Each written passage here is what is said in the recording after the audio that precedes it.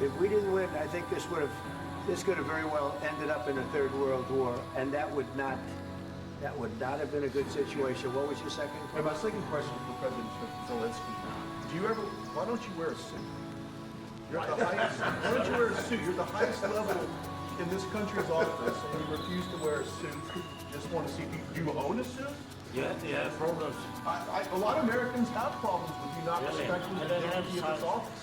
I will wear a costume after this war will finish.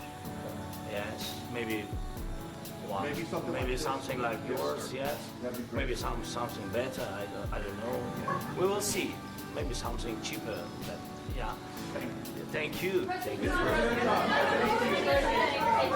you, President Trump. You said yesterday that you have. Are you going to send more arms to Ukraine in case there's no peace? Yeah, we're going to have arms to Ukraine, yes.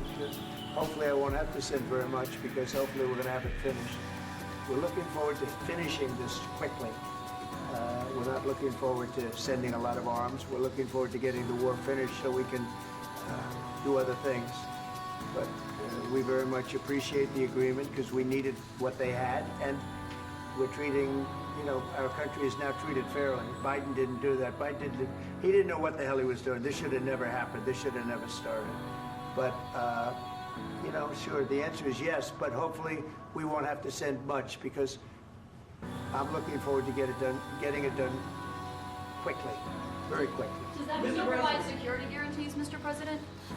I don't want to talk about security yet because I want to get the deal done. You fall into the same trap like everybody else. A million times you say it over and over. I want to get the deal done. Security is so easy. That's about 2% of the problem. I'm not worried about security. I'm worried about getting the deal done. The security is the easy part. Security is very nice. Everybody stopped shooting. And now with Europe put people there, I know France is going to. I know the UK is going to. I know other countries are going to, and they happen to be right next door. We haven't committed, but we could conceivably. We have security in a different form. We'll have workers there digging, taking the raw earth so that we can create a lot of great product in this country. So in that sense, you have something, but we haven't determined that yet. I will say, in speaking to France and in speaking to, and they were here, as you know, last week and just the other day, they have committed to a lot of security. I don't think you're going to need much security. I think once this deal gets done, it's over. Russia's not going to want to go back, and nobody's going to want to go back. When this deal ends, I really believe this deal is going to be over. Yeah, please go ahead. Go ahead.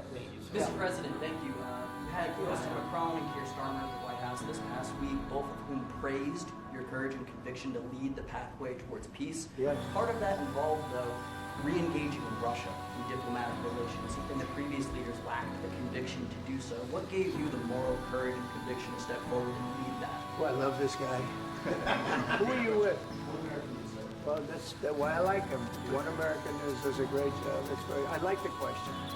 I think it's a very good question. It's a pathway to peace. It's a pathway to getting something solved. And I feel that as the head of this country, I have an obligation to do that. Plus, we're very much involved. We got involved. It's too bad we got involved because there should have been no involvement because there should have been no war. And there shouldn't have been October 7th. That would have never happened. As you know, Iran was broke. They had no money to give to Hezbollah. They had no money to give to Hamas. They were stone cold broke. And then under Biden, they became rich as hell. They went from no money to $300 billion in a period of 4 years. And they gave a lot of that money away, and you see what happened. And that's a real mess also that we hope to be able to solve. But no, I appreciate your question very much. I feel I have an obligation to try and do something to stop the death. If I can answer. Yes, if I can answer. Sorry. Please. And I do like your clothing, brother. Yeah, really? Even though I think he's a great guy, by the way. But I don't know if you two like each other. But you know what? I think he's dressed. I like this guy. I think he's dressed beautiful. So I have more serious things than answer on such Yes, question. sure, I will answer on more serious That's a good question statement. if I can. Yeah, so please, about security guarantees and about the ceasefire. We can't just speak about ceasefire and speak. It will not work. Just ceasefire will not never work because I'm like a president. I have this experience, and not only me. Ukraine before my presidency from the 2014, Putin broken 25 times. 25 times he broken his own signature. 25 times he broken ceasefire. But he never broke to me. He never broke. No, you were the president. He You were the never president broke. during. He never broke to me. In 2016, you've been the president, Mr. President. You've been the president, but he had, of course, not with you, but he had during those periods, he had conversations with our side. And we had Normandy format, the France, Germany, Ukraine, and Russia. And he broken 25 times.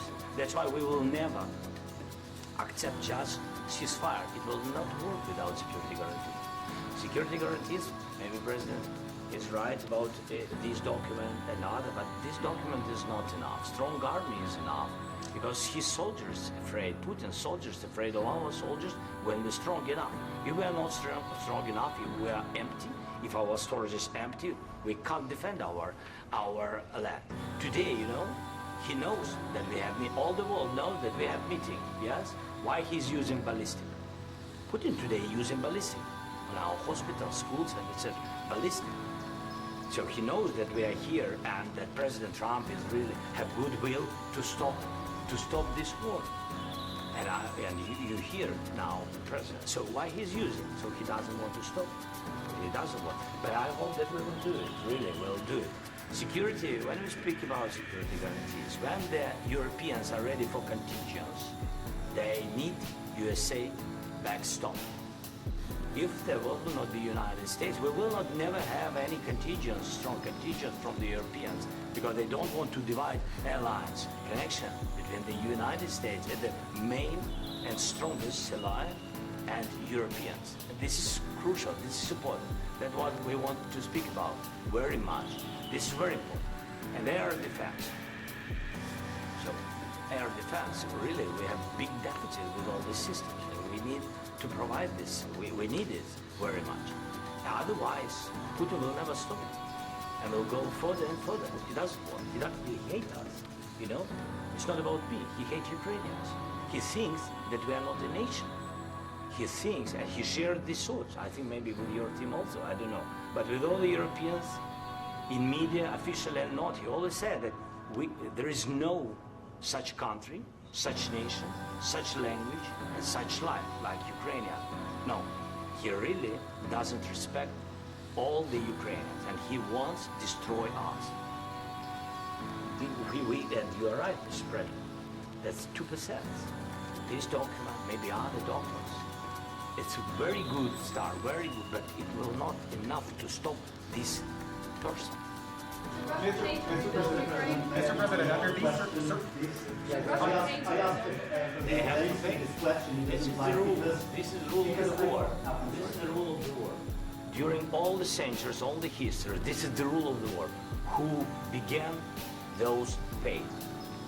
This is the rule. Putin began this war. He has to pay all money for innovation. He has to pay. Of course, some Russian assets, what we have in Europe, about 300 billion, we can use that. We can use for innovation and buy military support from the United States also. We can do it, but it's not enough. It's not enough. under these circumstances, do you envision a trilateral summit with Putin and President Zelensky? Wait, what's that? I asked this question that you didn't like because I wanted to know if you want to position yourself in the middle between Russia and Yes. Ukraine or on the Ukraine's No, I'm in the middle. I want to solve this thing. I'm for both. I want to get it solved. And it's wonderful to speak badly about somebody else, but I want to get it solved. If we can solve it, great. If we can't solve it, they're going to have to fight it out, and who knows what's going to happen. But I want to see it get solved. I follow up. One more question about U.S. troops in Europe. After Russian invasion of Ukraine, your predecessor sent additional troops to Eastern Europe, including Poland, my country. Are you committed to keeping these troops on the eastern flank of NATO in the future? I'm very committed to Poland. I think Poland has really stepped up and done a great job for NATO. They, as you know, they paid more than they had to. They are one of the finest groups of people I've ever known. I'm very committed to Poland. What about the Baltics? Poland's in a tough neighborhood, you know. What about the Baltics? The Baltics, they got a lot of, it's a tough neighborhood too, but we're committed. We're going to be very committed, and we're committed to NATO. But NATO has to step up, and the Europeans have to step up more than they have. And I want to see them equalize, because they are in for far less than we're in, and they should be at least equal. You understand that? Why is the United States, we have an ocean in between. Why is the United States in for so much more money and other things as Europe? With that being said, and as you said, they've also been obviously very helpful. But we have put in far more than they have. And I think they should equalize. Mr. President, Please, go ahead. About the agreement again today, what changed between the first time that Secretary Bessent gave President Zelensky the agreement and today when he signed it? We made a deal. What was the I'm just, deciding factor? I'm a business person. We made a deal. That's what changed. Mr. President, I didn't think we were going to make a deal. And we ended up making the deal, so that changed. Mr. President, what and how do you envision a trilateral summit with President Zelensky and Putin? I don't know, but well, they don't like each other, I can tell you that. They do not like each other. It's not a love match. And it's unfortunate. That's why you're in this situation. The United States should not have allowed this to happen. Okay? The United States, run by a man that didn't know much, I was going to be very nice, run by an incompetent person, very incompetent person, should never have allowed this to happen. I've stopped wars. I've stopped many wars. My people will tell you, I stopped wars that nobody ever heard about. I stopped wars before they ever started. You can look at some of, I could give you a lot of nations that would tell you right now they were probably going to war. I could tell you right now there's a nation thinking about going to war on something that nobody in this room has ever even heard about. Two smaller nations, but big, still big. And I think I've stopped it. But this should have never happened. Sorry, just a second. About any negotiations. First of all, I want really to tell you, and I think that everybody understands that Ukraine, modern Ukrainians, nobody want to stop this war. But at the future, any negotiations, it's understandable that two sides of the war, not Russia and the United States, because this is not the war between Russia and the United States. This is war of Russia against Ukraine and Ukrainian people. So these two sides will be at the anyway will be at the negotiation table. Then of course United States, like the strongest partner of the Ukraine, and of course Europe. I think Europe is very important. I want to speak about it with the President. Yes, Europe is very important for us because we really defend Europe for today. All Europeans really recognize that we are defending life and they have real life and our people are dying. That's why they helped us. And also it's about the need. Yes, between, like the President said, you have big, nice ocean. Yes, between us. But if we will not stay, Russia will go further to Baltics and to Poland, by the way. But first to the Baltics. It's understandable for them because they've been in the USSR. You know, they've been one of the republics of the USSR, and Putin wants to bring them back to his empire. It's a fact. And when he will go there, if we will not stay, you will fight. Your American soldiers, it doesn't matter, do you have ocean or not, your soldiers will fight. Mr. President, would you be willing to visit Ukraine? Would you be here for Odessa, which is going to be a 30-year-old legacy? It was my question. I'm sorry. I don't want to talk about Odessa. Let's not talk about Odessa. I want to talk about making a deal, getting peace. We don't have to talk about Odessa. But a lot of cities have been destroyed. A lot of cities that are not recognizable. There's not a building standing. No. And a lot of things Mr. President, you have to come and to look. No. We have very good cities. Yes, a lot of things have been destroyed, but mostly cities alive and people work. and children go to school. Sometimes it's very difficult. Sometimes closer to front line, children have to go to underground schools or online. But we live. Ukraine is fighting, and Ukraine lives. This is very important. And maybe it's Putin is sharing this information that he destroyed us. Well, he lost 700,000 people, 700,000 soldiers. He lost everything. Yes. Mr. President, more. I mentioned all this. Please, go ahead. When did you last speak with President Putin? And what did he say that? A couple of days ago. And what did he tell you that gave you the assurance that he wanted peace?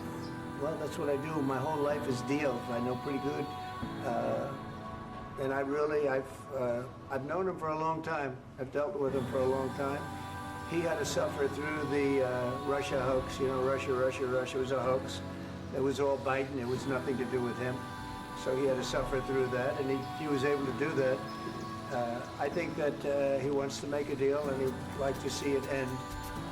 That's all I do. That's what I do. My whole life, that's what I do, is make deals. And I'm in the middle of a mess, because this is a real mess. It's a very dangerous one. If this doesn't get solved now, it's not going to get solved for a long time. So I hope we're going to get it solved. In the back, please. Mr. President, Prime Minister Farmer claims repeatedly that his government believes in free speech and is not engaged in censorship. But his country's government arrests people for memes and thought crimes. And even more worrisome is pressuring American companies to censor Americans on his behalf. How can he be a reliable, trustworthy partner when he says things that are demonstrably false on such important topics? Well, we actually spoke to him about that yesterday, and we thought they took it very, very much too far. JD was very strong on it. So was I. And so was Marco. And we've been speaking to him about it. Marco, would you like to say something about it? We have concerns, obviously, with the conduct of various, particularly as it impacts Americans. And there's real concern that American speech, which is online, could fall into the hands of British or any country's jurisdiction. And so this is a point the Vice President made at Munich, and I think it's a very compelling one, that what unites us with Europe, as much as anything else, is these shared values, and one of them being free speech. And so if Americans are threatened by it, we're going to need to take action in that regard. It's actually a very important question. We spoke about this in detail with the Prime Minister and the Foreign Secretary and others at lunch yesterday, and I know that Secretary of Commerce Lutnick followed up in private meetings last night. This is really important. We believe Americans have the right to speak their mind, even if we in this room disagree with them. They have the right to speak their mind in the public square, which is often online these days. And we're going to defend that right as it pertains to American companies and American citizens vigorously if we have to. I do think that under the President's leadership, we're going to find common ground with our friends in the UK on this question, but it remains to be seen. The principle that will guide us is we believe in free speech in this country, and we'll fight for it for American citizens. Mr. President, on the deal, is there any other oil and gas component to the deal? Is it all A little bit. We'll see. on LNG? But we're not really looking for that so much. We got a lot. We have more than anybody in the world, by far. So no, we're not talking about it too much, but a little bit. I think it affects also, but for the most part, no. Is there any agreement from Ukraine to purchase U.S. LNG as part of the deal? Or is No. that on the table? No, we don't need that. Some of those Mr. President, I minerals just are in wanted the to ask east, you Mr. about it. President. You just mentioned that you guys spoken to Vladimir Putin a couple of days ago. Just to be clear, that's a new call, not the one that you... I've spoken to him on numerous occasions. Okay. And how was the latest call? What did you discuss? How did Are you serious with that question? I am. I'd love to know. It went well. I think we're going to have a deal. On the minerals deal, Mr. President, some of those minerals are in the east of Ukraine, not far from the front lines and in areas that Russia has occupied. Will you direct President Putin to withdraw his forces from those areas if there's U.S. interest? Well, we'll take a look at the time. We have a lot of area. It's a very big area we're talking about. So we'll take a look. I'll study that and I'll see. And who would protect those minerals if they are U.S. interests? Would that be Ukrainian They'll be forces? protected. The agreement will protect them. The agreement, yeah, we're signing an agreement. You know? Right, but what if Russia tries to invade or there's nothing Russian to respond? I just told you, I don't think that's going to happen. And if that were going to happen, I wouldn't make a deal. If I thought that was going to happen, I wouldn't make a deal. Some people may wonder You why. know, they ought to focus on CNN on survival. not asking me these ridiculous questions. Focus on surviving, because CNN's got such low ratings, I don't think they're going to survive. Let's go. Please, go ahead. Since I already mentioned Poland. Poland was under Russian control for decades after the Second World War. When I was a kid, I looked at the United States not only as the most powerful country, richest country in the world, the country that has great music, great movies, great muscle cars, but also as a force for good. And now I'm talking with my friends in Poland, and they are worried that you align yourself too much with them. What's your message for them? Well, if I didn't align myself with both of them, you'd never have a deal. You want me to say really terrible things about Putin and then say, "Hi, Vladimir, how are we doing on the deal?" It doesn't work that way. I'm not aligned with Putin. I'm not aligned with anybody. I'm aligned with the United States of America and for the good of the world. I'm aligned with the world, and I want to get this thing over with. You see the hatred he's got for Putin. It's very tough for me to make a deal with that kind of hate. He's got tremendous hatred, and I understand that, but I can tell you the other side isn't exactly in love with, him either. So it's not a question of alignment. I'm aligned with the world. I want to get the thing set. I'm aligned with Europe. I want to see if we can get this thing done. You want me to be tough? I could be tougher than any human being you've ever seen. I'd be so tough. But you're never going to get a deal that way, so that's the way it goes. All right, one more question. I would respond to this. So look, for 4 years in the United States of America, we had a president who stood up at press conferences and talked tough about Vladimir Putin, and then Putin invaded Ukraine and destroyed a significant chunk of the country. The path to peace and the path to prosperity is maybe engaging in diplomacy. We tried the pathway of Joe Biden of thumping our chest and pretending that the President of the United States' words mattered more than the President of the United States' actions. What makes America a good country is America engaging in diplomacy. That's what President Trump is doing. Can I ask you? Sure. Yeah? Yeah. Okay. So he occupied our parts, big parts of Ukraine, part of East and Crimea. So he occupied it on 2014. So during a lot of years, and I'm not speaking about just Biden, but those time was Obama, then President Obama, then President Trump, then President Biden, now President Trump, and God bless, now President Trump will stop him. But during 2014, nobody stopped him. He just occupied and took. He killed people. You know what the contact 2015. 2014. 2014 is 2014? Yeah. So I was not here. Yeah, but That's exactly right. Yes, but during 2014 till 2022, the situation the same. The people have been dying on the contact line. Nobody stopped him. You know that we had conversations with him, a lot of conversations, bilateral conversation, and we signed with him, me, like a new president. In 2019, I signed with him the deal. I signed with him, Macron and Merkel, we signed ceasefire. Ceasefire. All of them told me that he will never go. We signed with him with gas contract. Gas contract. Yes, but after that, he broken the ceasefire. He killed our people and he didn't exchange prisoners. We signed the exchange of prisoners, but he didn't do it. What kind of diplomacy, JD, you are speaking about? What do you mean? I'm talking about the kind of diplomacy that's going to end the destruction of your country. Yes, but if you Mr. President, with respect, I think it's disrespectful for you to come into the Oval Office and try to litigate this in front of the American media.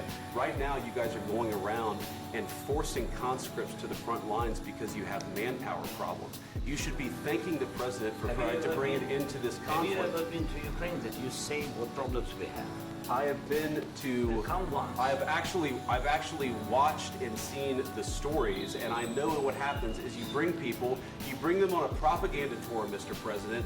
Do you disagree that you've had problems bringing people into your military? And do you think that it's respectful to come to the Oval Office of the United States of America and attack the administration that is trying to prevent the destruction of your country? A lot of questions. Let's start from the beginning. Sure. First of all, during the war, everybody has problems. Even you, but you have nice ocean and don't feel now, but you will feel it in the future. God bless. You don't know that. God bless. You don't God know that. bless. You will not have a war. Don't tell us what we're going to feel. We're trying to solve a problem. Don't tell us what we're going to feel. I'm not telling you. Because I'm you're in no answering on position this to question. dictate that. That's Remember exactly what this. you're doing. You're in no position to dictate what we're going to feel. We're going to feel very You will good. feel influenced. We're going to feel very I'm good and telling very you, strong. You will feel influenced. You're right now not in a very good position. You've allowed From the yourself very- to be in a from very the bad very position, beginning and he of the happens war. to be right about From it. the very beginning of the war. You're not in a Mr. good Brown, position. I You don't was- have the cards right now. With us, you start having not playing cards. cards. Right now, you don't. I'm very You're playing serious, cards. Mr. President. You're I'm playing very cards. serious. You're I'm gambling the with the president lives of anymore. millions of people. You think- You're gambling with World War III. You're gambling with World War III. And what you're doing is very disrespectful to the country, this country. That's with back all to you. respect to you. Far more than a lot of people said they should have. Have you said thank you once this A lot entire of meeting? times. No, in this Even entire meeting, today. have you said thank Even you? today. You went to Pennsylvania and campaigned for the opposition in October. Offer some words of appreciation for the United States of America and the president who's trying to save your country. Please, you think that if you will speak very loudly about the war, you He's can... not speaking loudly. He's not Yeah. speaking loudly. Your country's Can I- in big can- trouble. can I Wait a answer? minute. No, Can you've I done a lot answer? of talking. Your country is in big trouble. I know. You're not I winning. know. You're not winning this. You have a damn good chance of We coming are out staying, okay because of Mr. us. President, we are staying in our country, staying strong from the very beginning of the war. We've been alone, and we are thankful. I said thanks You haven't in been this alone. cabinet. You haven't not been only alone. in this We cabinet. gave you, through I this said stupid president, $350 billion.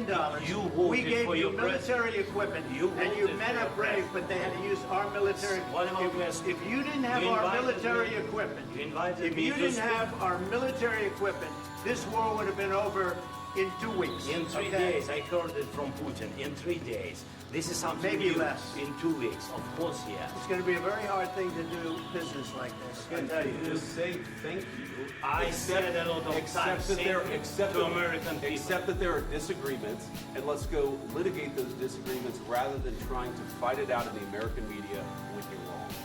We know that you're wrong. But you see, I think it's good for the American people to see what's going on. I understand, sir. I think it's very important. That's why I kept this going so long. You have to be thankful. You don't have the cards. thankful. You're buried there. Your people are dying. tell you You're again, running I low know. on soldiers. Don't- Listen, don't play you're this, running Mr. low President. on soldiers.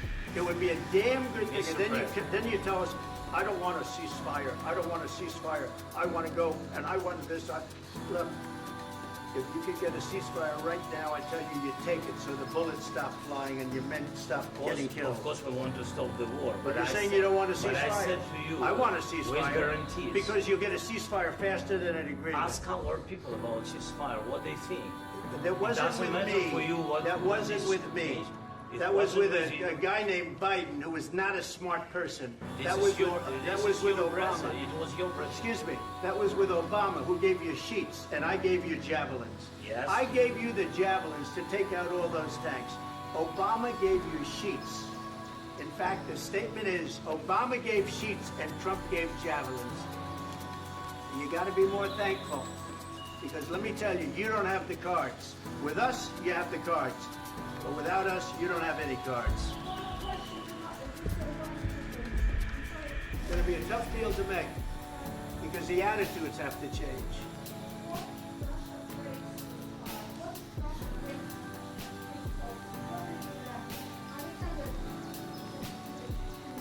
What are you saying? She's asking, what if Russia breaks the ceasefire? What if anything? What if a bomb drops on your head right now? Okay? What if they broke it? I don't know. They broke it with Biden because Biden, they didn't respect him. They didn't respect Obama. They respect me. Let me tell you, Putin went through a hell of a lot with me. He went through a phony witch hunt where they used him in Russia. Russia. You ever hear of that deal? That was a phony Hunter Biden, Joe Biden scam. Hillary Clinton, Shifty Adam Schiff. It was a Democrat scam. And he had to go through that. And he did go through it. We didn't end up in a war. And he went through it. He was accused of all that stuff. He had nothing to do with it. It came out of Hunter Biden's bathroom. It came out of Hunter Biden's bedroom. It was disgusting. And then they said, oh, the laptop from hell was made by Russia. The 51 agents. The whole thing was a scam. And he had to put up with that. He was being accused of all that stuff. All I can say is this. He might have broken deals with Obama and Bush, and he might have broken them with Biden. He did, maybe. Maybe he didn't. I don't know what happened. But he didn't break them with me. He wants to make a deal. I don't know if you can make a deal. The problem is, I've empowered you to be a tough guy. And I don't think you'd be a tough guy without the United States. And your people are very brave. But you're either going to make a deal or we're out. And if we're out, you'll fight it out. I don't think it's going to be pretty, but you'll fight it out. But you don't have the cards. But once we sign that deal, you're in a much better position. But you're not acting at all thankful. And that's not a nice thing. I'll be honest, that's not a nice thing. All right, I think we've seen enough. What do you think? Huh? This is going to be great television, I will say that.